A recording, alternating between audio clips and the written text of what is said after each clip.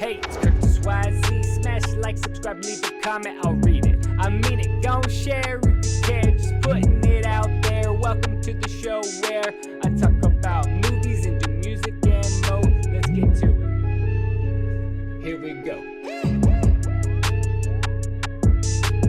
What's up, everyone? It's Curtis YZ with not the best news, but we are gonna honor Rutger Hauer today with, as you can see, my favorite roles that he's been in.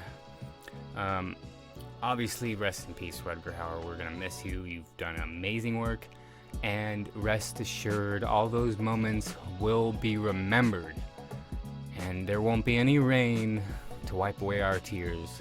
Now, personally, I started off watching Blind Fury as a kid, and I never owned it, but every time it came on, I had to watch it again because it just was so cool to me. Second time I watched it, I'm like thinking, this is kind of corny, but it's still funny, and it was still good.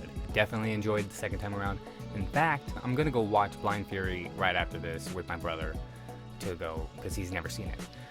But yeah, it's still one of my favorite movies, and then Blade Runner obviously was an incredible movie, but that scene in the end never got me crying, but it does tear me up a little bit now knowing he's not really here with us. But it was just one of those things for me. I think I was looking at it from Deckard's point of view, where he was more scared, and then when he was finally realized the danger's over, he's here to let me live at this point, it was this calming sense of understanding. And then it's almost like the tears hit you way later once you realize how much he sacrificed and how much he did as a human being. And because Roy Batty is like the bad guy, you don't really, for me at least, I didn't exactly connect with it. I mean, especially not until like many years later. But regardless, it's still an amazing scene. It's one of my favorite scenes of all time. It doesn't emotionally hit me still, but just visually, the way he does it all, it feels like it's real. It feels like it's really happening, and the music is amazing. So for me, it's still one of my favorite scenes of all time. It's weird because it doesn't get me emotional. It does a little bit, but it's not a crazy emotional scene for me. It's more just like I'm still, every time I watch it, I'm like, I'm just in Deckard's shoes. When he thinks he's gonna die and he saves him, last second he grabs him. I'm just always there. And then when he sits down and it's like, it starts to calm down, but I'm not emotionally invested to just like cry.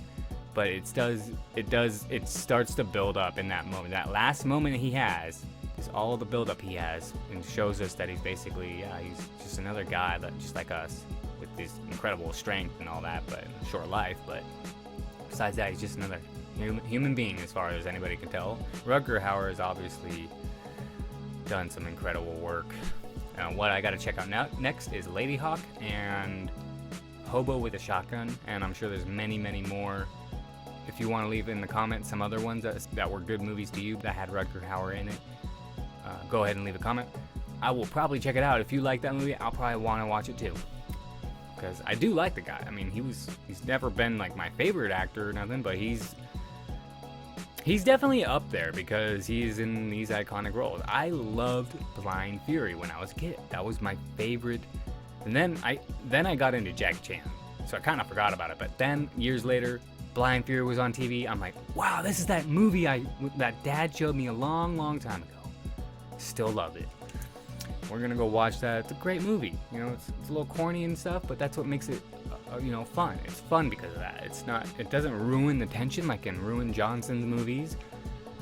So, anyways, we'll miss you, Rutger Hauer, and rest in peace. And hopefully the family is gonna make it through it all right, and everything will be all right. And just know that everybody, for the most part, and we all miss him too. And he was an amazing actor, an amazing person, especially from what I could see. He was always, I think I've seen a couple of interviews with him, maybe on just Blade Runner, but that guy, you could just tell, that guy is nice. He's a nice guy. I mean, he came ready to go with Blade Runner. He said, I want to be in this. I got this character already figured out.